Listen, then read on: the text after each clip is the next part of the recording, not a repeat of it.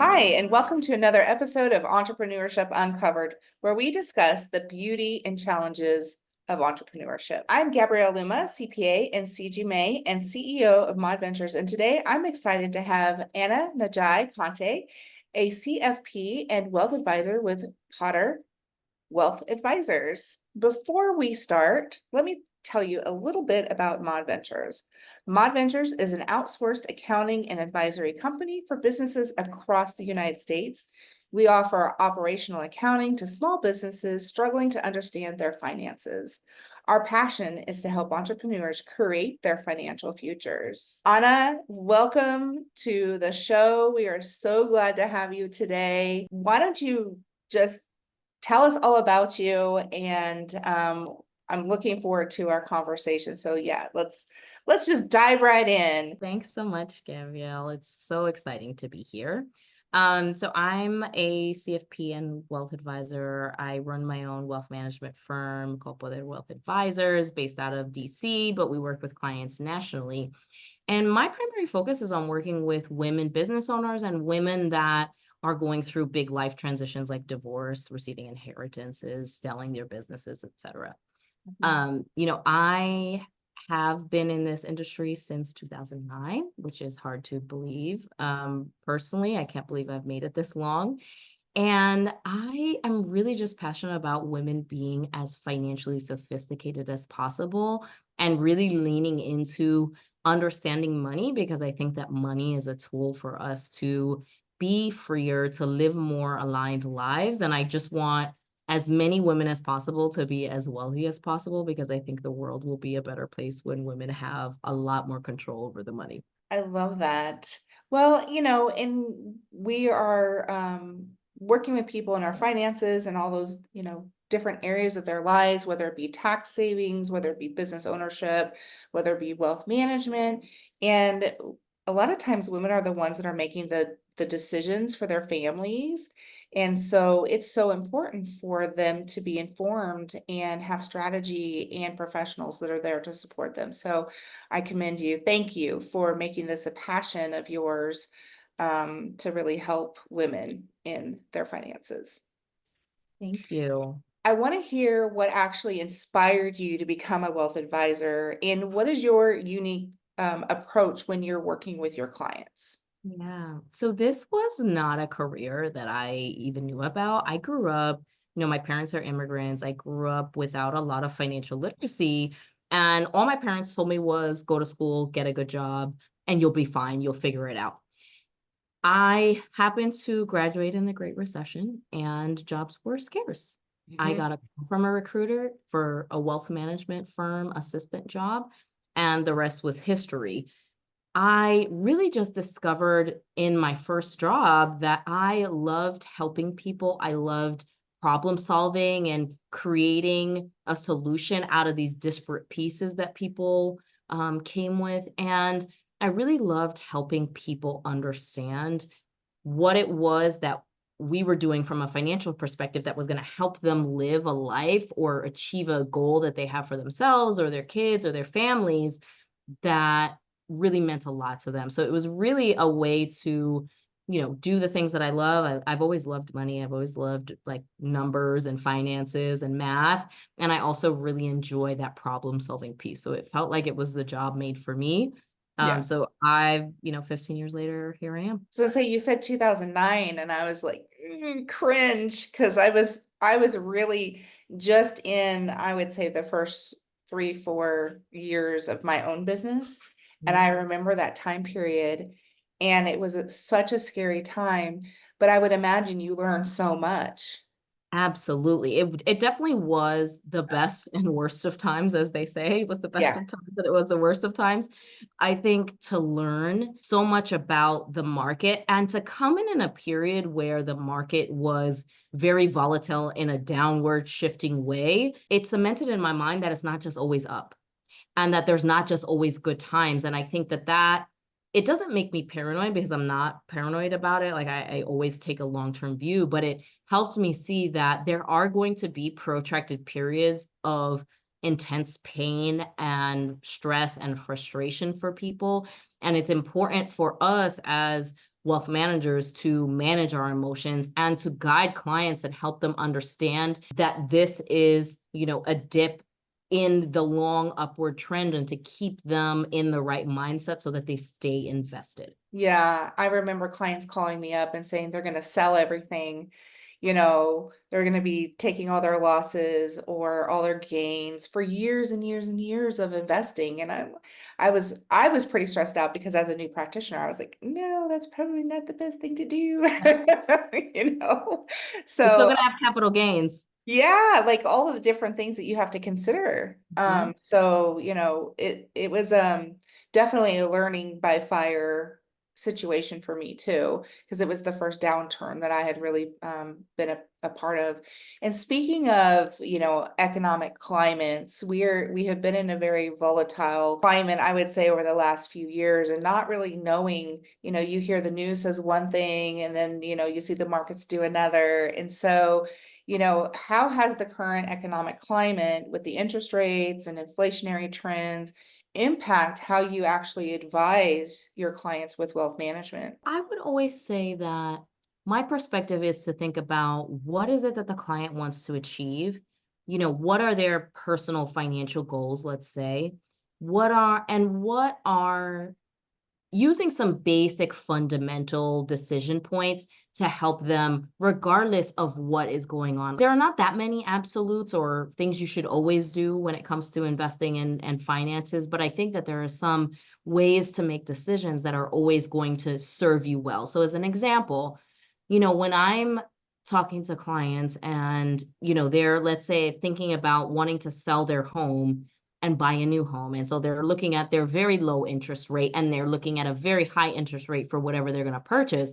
I'm talking to them about, okay, we can certainly, think about, the cost of capital, the cost of the debt that you have with your current mortgage is very low. But as an example, let's say they want to downsize and they want to go from a big house to a condo because they're getting older, or Mhm. they just are changing their lifestyle. You're probably unlocking a good amount of equity that you can invest in the market that would get you a much higher return than whatever you're saving on keeping that mortgage, right? And that rate of return may even be higher than whatever you're going to pay on a tax adjusted basis on that mortgage interest. And so we want to just think holistically and not just compare apples to oranges, this interest rate versus that. Yeah. We're always thinking about what is the most efficient use of capital, where can we get the most return, ROI, and how can we be as efficient as possible. Those are kind of the ways that I always think about things, and also as the foundation centering their personal goals. But having said that, it is a really interesting economic time where economists, financial advisors, investors, we're all saying, this is not how it's supposed to work, right? Like, this Yeah. is how things work, generally speaking. And, we're in a situation right now where certain rules are breaking.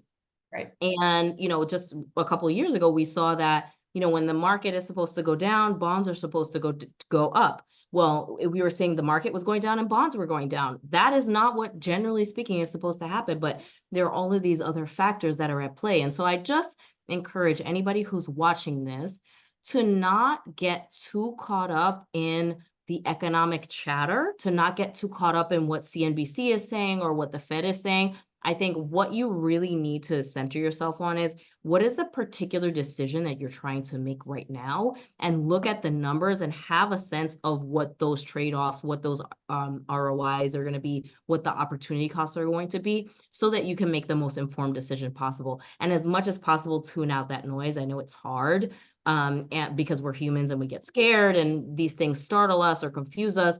It's totally understandable, but that's when it's really beneficial to have a good professional in your corner to help you make those decisions from a emotionally neutral standpoint, despite whatever craziness is happening out in the world. I mean, math is math and logic is logic. Mhm. And at the end of the day, it should reign over, emotional decisions. So I think you're so right. And usually an outside opinion, a professional who can help you see that other viewpoint is so, so valuable to your future financial decisions. For So sure. um, Because a lot of times we're too close. Like, we're in the weeds with yeah. things.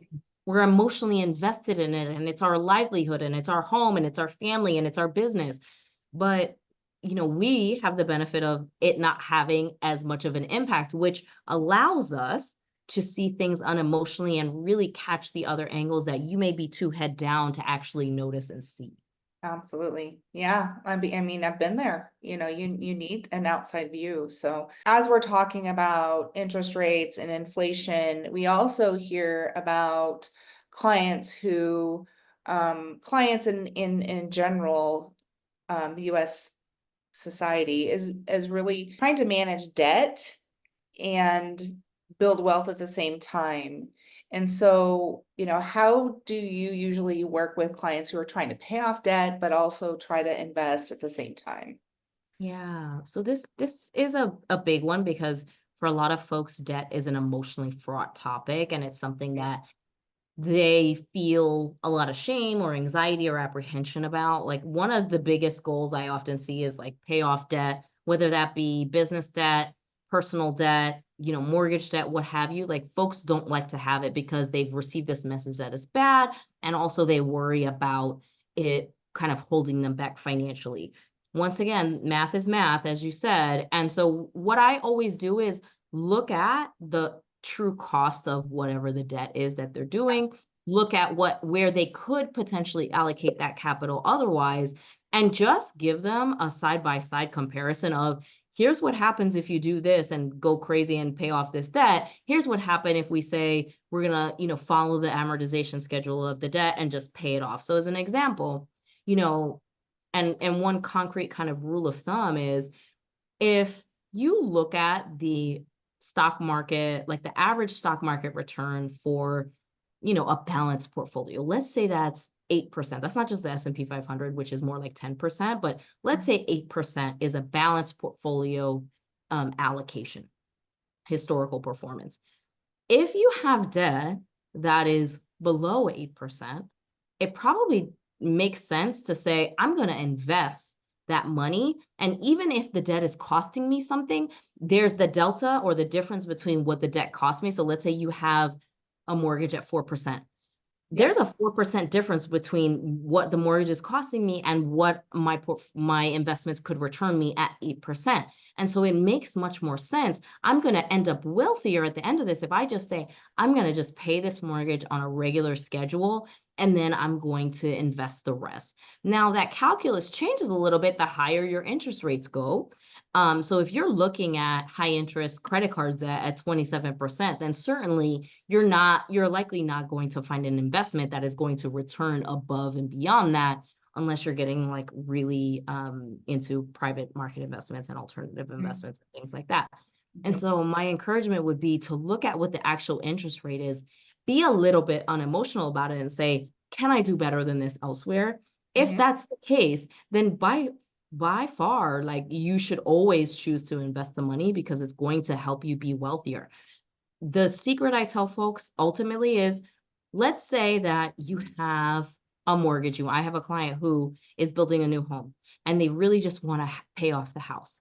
I told them, invest the money that you would put towards paying off this house for 7 years. In 7 years, you'll have saved enough just in raw contributions to say you could pay off your mortgage. And if you look at that big pile of money after 7 years and say, yes, I still really want to pay off that mortgage at 5%, then please knock yourself out. But in the meantime, you're going to be earning somewhere between 8 and 10% on that money. You may not feel that way after. Yeah. And I you can always love that. get that check. Oh my gosh, I love that idea because you're so right. Putting that money aside, letting it grow, and you're like, oh my gosh, there's all this money. I don't want to spend it. Yeah, exactly. Like, would it actually help you feel that much better? And one of the things that I talk to clients about is, you always want to think about flexibility in terms of your finances. And I think for entrepreneurs, this is particularly important because so many of us have most of our wealth tied up in our business. Most of our net worth is tied up in our business, which that's just kind of a natural cause. I think if you're building a valuable, sellable, scalable asset. The Mhm. problem is, if you don't have other assets that you can tap into elsewhere that are going to allow you to rise to opportunities that may come, investment opportunities that may come to you personally, or even in the business. Right. It's really important to have that. And so you want to think about having diverse assets. So having brokerage accounts that you can borrow against and use to leverage for other opportunities. Like those are all things you want to think about that are going to be so much more helpful than just having money parked in your house that is very expensive to tap into, in a business that's probably going to be really hard to tap into as well. Right, right. Well, we're gonna jump into tax, advantages here in a minute, but you brought up a really interesting point. And I think this is an area that we have really focused on in Mod, in that we want you to invest whatever you possibly can, max out your 401k, max out, your contributions, your company contributions. If you can do a matching contribution, do it, do all of it. Because the opportunity is down the way, if you do need to borrow cash from it, you're borrowing from yourself. A lot of financial advisors would be like, don't take the money out. But if that's your thinking that you're going to have this huge nest egg and there's opportunities out there, wouldn't you want to borrow from yourself versus Yeah, else? And in my for mind, that just makes more sense. And so that has been an area where we have consulted over time, because there's huge opportunities to do that. That, and in times where, going back into interest expenses and such, I mean, a lot of houses in Arizona, and this is where I'm at, and us in particular, we got a mortgage at like 2.5%. yeah.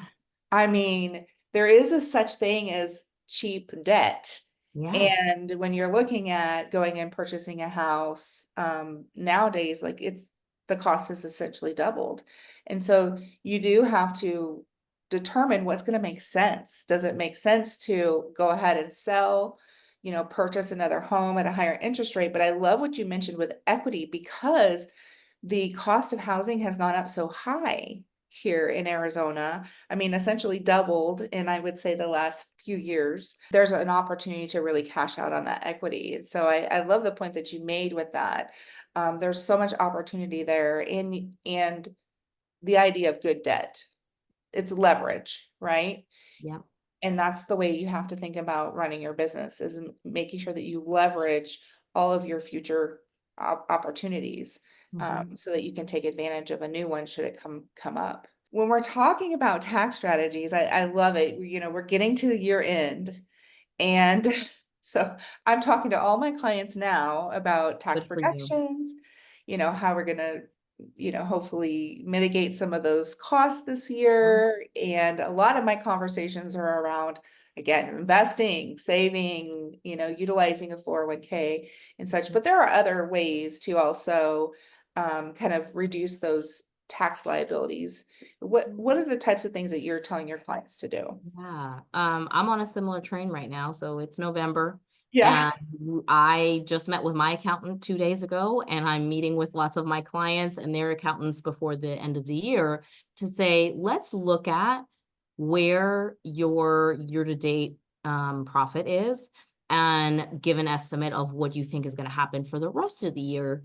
And then we can see if there are some things that need to be done. So some of the things that we'll do is, we'll look at retirement plans for the business owner, see if we can do additional profit sharing contributions to those 401ks, solo 401ks, 401k plans for them as the owner. We'll look at charitable deductions and say, I have one client who runs a very large consulting firm, multiple 8 figures. And, we did a year where we set up a donor advice fund for her so that she could itemize her deductions and she'd have a little bit more to offset. And this is for a client that's already like very charitably inclined and gives a Yeah. lot. It's a no-brainer for her to Right. say, let's throw 4 years worth of contributions in this year, and then you'll just draw down from your donor advice fund over the next couple years, Yeah. as you are, making your charitable contributions over time. Some of the other things we're doing is just making sure that they've done enough payroll for themselves Yes. as business owner year to date. A lot of times, and this is valid, I think, and I'd love to hear your thoughts, Gabrielle, but Mhm. I will say, hey, let's keep things low and manageable for your salary Mhm. through most of the year. And then at the end of the year, if you need to do a bonus or something, like you can certainly do that as well to kind of shore you up for the year.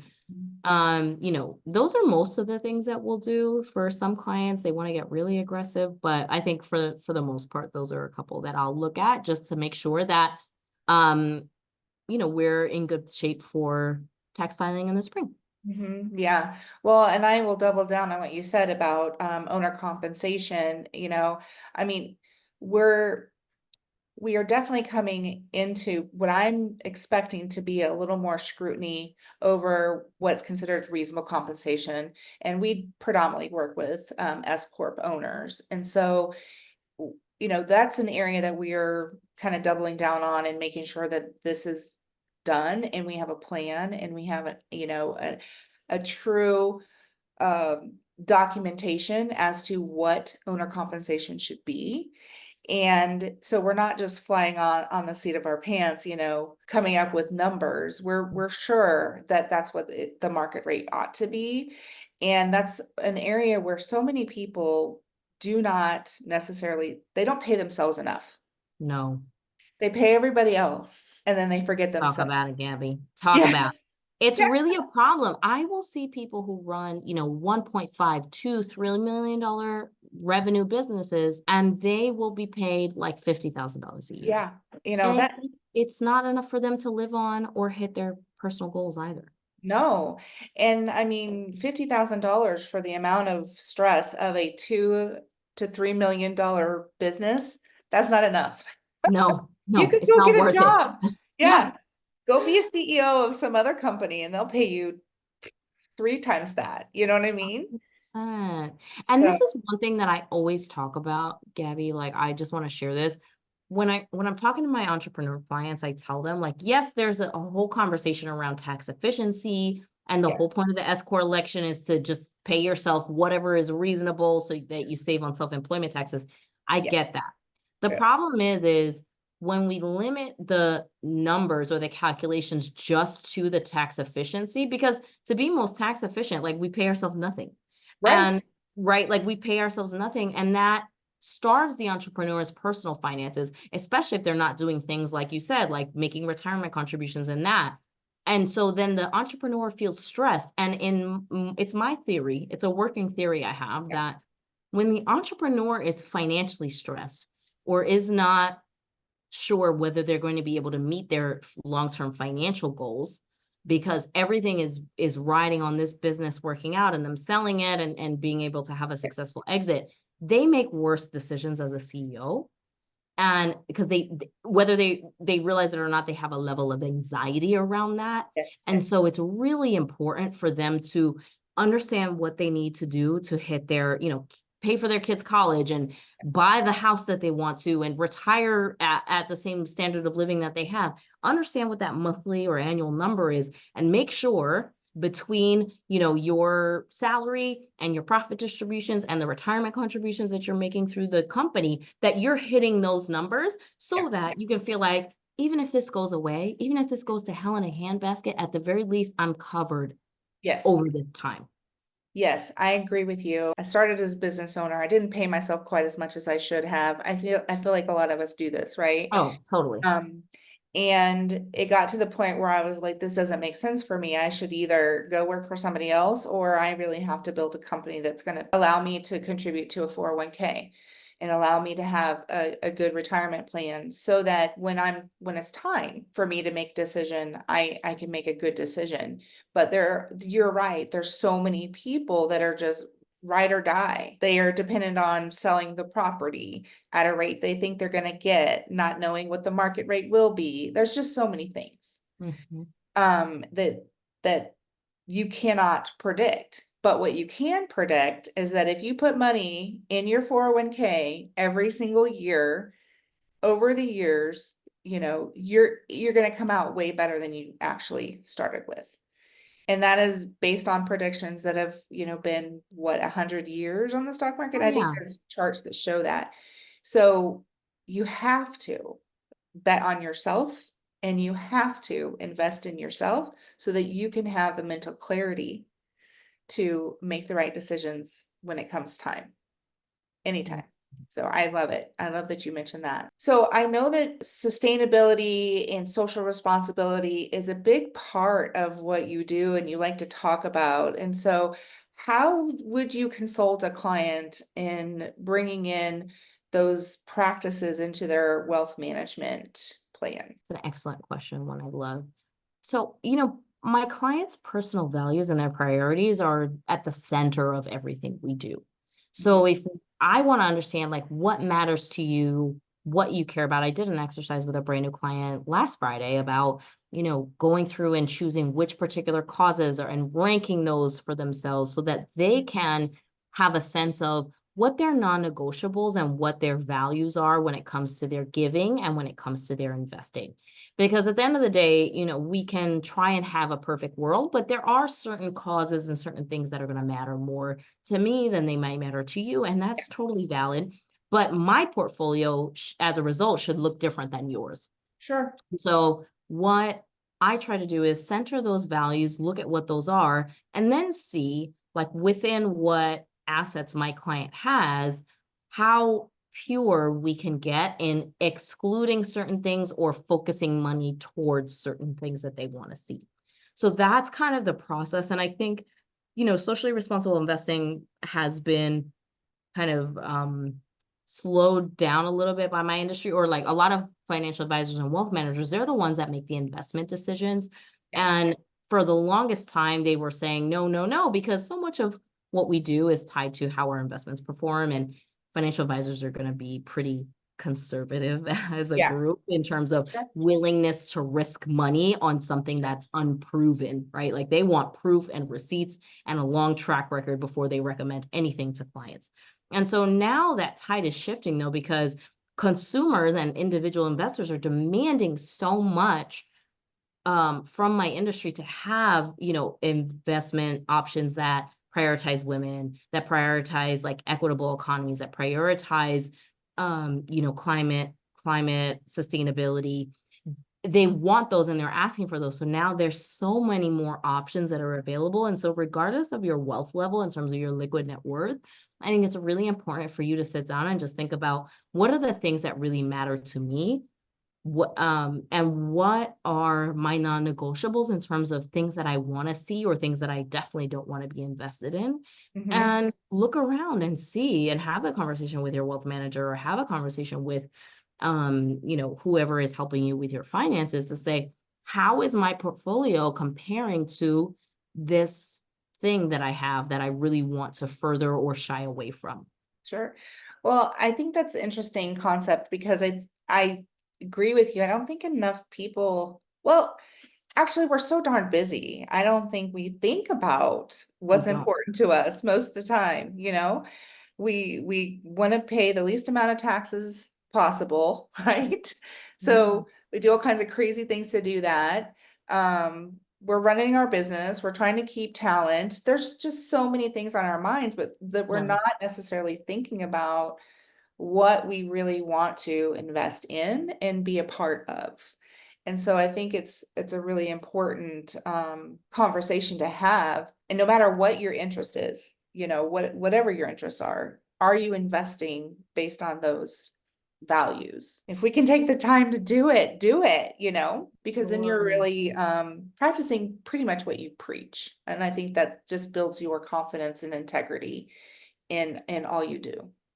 So I love Couldn't that you agree brought more. that up. I have loved this conversation. I just feel so comfortable with you, and I just want to thank you so much for coming on and talking about all the different things with wealth management and tax savings and just having a solid, logical, mathematical approach to building wealth. And so I want to thank you so much for coming on and just being awesome. So thank you. Thanks so Uh, much for having me. I love being. yeah, yeah, it's been great. And so I want to make sure that everyone knows how to get a hold of you. Yeah. So how can our viewers get a hold of you and reach out if they need support in their wealth management? Yeah. So, in terms of social media, I hang out on Instagram and LinkedIn for the most part. My Instagram handle is at ANJIEKONTE. And you can just search my name, Ananjai Conte, on LinkedIn and you'll find me. And if you want to learn more about how I work with clients and my services, you can just go to my firm website, which is poderwealthadvisors.com. That's all together, PODER Wealth Advisors, and you'll find more there. Well, thank you all so much for tuning in this time and getting a little bit more knowledgeable on wealth advisory services and what you can do to better your future wealth. If you like these types of videos, please make sure you smash that subscribe button because we'd love to have you back. And we talk to professionals in all the different fields so that our clients and our community can walk away more educated and advised on what they can do to build their wealth. Thank you so much, and we'll see you next time.